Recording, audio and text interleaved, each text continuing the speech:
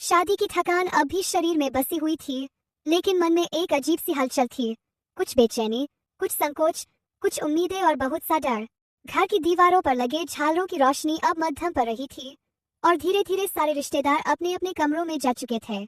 मैं अकेली थी, अपने नए कमरे में, एक ऐसे जीवन की दहलीज पर खड़ी जिसे मैंने अब तक बस सपनों में जिया था। कमरा गुलाबी रोशनी से सजा हुआ था, फूलों की भीनी भीनी खुशबू हवा में घुली थी। पलंग पर गुलाब की पंखुड़ियां बिखरी थीं, जैसे किसी ने जानबूझकर हर पग पर मेरी झिझक और शर्म को छिपा दिया हो। मैं पलंग के एक कोने पर बैठी थी, सिर पर घूंघट खींचे, दिल की धड़कनों को संभालने की नाकाम कोशिश कर रही थी। हर आहट पर लगता अब वो दरवाजा खुलेगा, हर परछाई में उसकी मौजूदगी महसूस हो रही थी। और फिर दरवाजा खुला। मेरी धड़कनें एक पल को थम सी गईं। वो अंदर आया, मेरा पति राहुल। पहली बार था जब हम एकांत में आमने सामने होने वाले थे।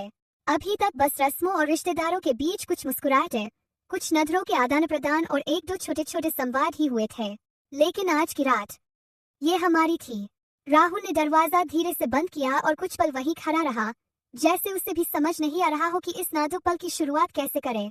फिर वो धीरे धीरे मेरी ओर बढ़ा। मैं अभी पलंग पर बैठी थी, नजरें जमीन में गड़ी हुई थीं। उसने पास आकर धीरे से मेरे सामने जमीन पर बैठते हुए कहा, नेहा, क्या मैं घूंघट हटा दूं? उसके स्वर में जो सम्मान और अपनापन था, उसने मेरी झिझक को कुछ हद तक कम कर दिया। मैंने धीरे से सिर हिलाया। उसने बहुत ही नरमी से मेरा घूंघट हटाया। पहली बार मेरी आंखें उसके सीधे सामने थी, गहरी, शांत और सजीव। वो मुस्कुराया, तुम बहुत सुंदर लग रही हो। मैंने शर्मा कर नजरें झुका लीं। उसने मेरा हाथ थाम लिया। उसके स्पर्श में गर्मजोशी थी, सुरक्षा थी और एक वादा था। हम कुछ देर यूं ही चुपचाप बैठे रहे। कोई शब्द नहीं थे, सिर्फ धड़कनों की आवाज थी जो इस नए रिश्ते का संगीत बन चुकी थी। कुछ पल बाद उसने कहा, नेहा, मैं जानता हूँ कि ये रात तुम्हारे लिए उतनी ही अनजानी है जितनी मेरे लिए, लेकिन मैं वादा करता हूँ, मैं हर रोज तुम्हें समाने की कोशिश करूंगा, तुम्हारे साथ दोस्त बनकर चलूंगा। हम इस रिश्ते को मिलकर समझेंगे, संवारेंगे। उसकी बातों ने मुझे कहीं अंदर तक छू लिया। ये वो बातें थीं जो मैं सुनना चाहती थी, लेकिन उम्मीद नहीं की थी कि कोई इतनी संवेदनशीलता से कहेगा। मैंने उसकी ओर देखा। मेरी आंखों में हल्की नमी थी, लेकिन वो आंसू डर या जय के नहीं थे, वो सुकून के थे, विश्वास के थे। राहुल ने धीरे से मेरी चूड़ियों को देखा।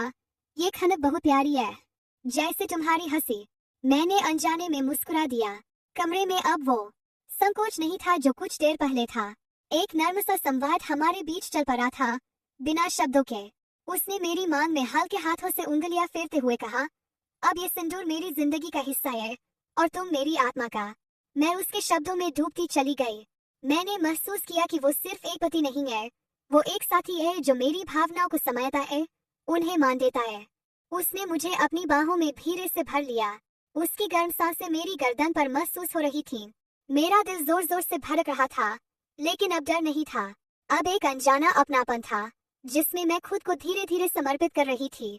रात की चांदनी खिड़की से झांक रही थी, जैसे वो भी गवाह बनना चाहती हो हमारी पहली रात का। फूलों की खुशबू, धीमी रोशनी और हमारे बीच की निकटता, सब कुछ जैसे किसी फिल्म का दृश्य हो। राहुल ने बहुत धीरे धीरे मेरा हाथ अपने सीने पर रखा। सुनो, ये धड़कन सिर्फ तुम्हारे लिए है। मेरी आंखें नम हो गईं। मैंने अपनी हथेली उसकी छाती पर महसूस की। उसकी धड़कनें जैसे मेरी हर भावना को पढ़ रही थीं। धीरे धीरे उसने मेरी जड़ता को पिघलाना शुरू किया। उसने मेरी साड़ी की पल्लू को सहेजते हुए कहा, तुम्हारी हर चीज में एक सुंदरता है जिसे मैं हर दिन जानना चाहता हूँ। उसकी उंगलियां मेरी पीठ पर फिसली और मेरे भीतर का डर, संकोच, सब एक एक कर टूटते गए। वो हर कदम पर मुझसे इजाजत मांगता रहा। एक बार भी ऐसा नहीं लगा कि मुझे किसी बुआई या मजबूरी का सामना करना पड़ रहा है। उसके हर स्पर्श में प्रेम था, समर्पण था। जब उसने मेरा माथा चूमा, तो जैसे मेरी आत्मा को शांति मिल गई। मैंने खुद को उसके सामने खोल दिया, न सिर्फ शरीर से बल्कि दिल से भी। हम दोनों ने उस रात कोई जल्दबाजी नहीं की। हमारा मिलन सिर्फ शारीरिक नहीं था, वो एक भावनात्मक युग्म था। हर पल में एक नई परत खुल रही थी, उसके भीतर के प्रेम की और मेरे भीतर के भरोसे की। रात बहुत धीमी थी और हमारी सांसें बहुत तेज। हर चुंबन, हर स्पर्श, हर आलिंगन ने जैसे एक नई दुनिया रच दी थी, जहां हम दोनों ही एक दूसरे के हिस्से बन गए थे। जब हम थककर एक दूसरे की बाहों में सिमटे, तो खामोशी में भी एक संवाद था। उसने मेरे बालों को सहलाते हुए कहा, अब ये जिंदगी हमारी है और मैं हर रोज तुम्हें पहले से ज्यादा चाहूंगा। मैंने उसकी छाती पर सिर रख कर कहा। और मैं हर रोज तुम्हारे और करीब आती जाऊंगी। सुबह की पहली किरण खिड़की से कमरे में दाखिल हो रही थी। मैं उसकी बाहों में थी, थकी हुई लेकिन संतुष्ट। आंखें बंद थी लेकिन मन पूरी तरह जागृत। पहली बार लगा कि ये मेरा घर है और ये आदमी मेरा अपना है।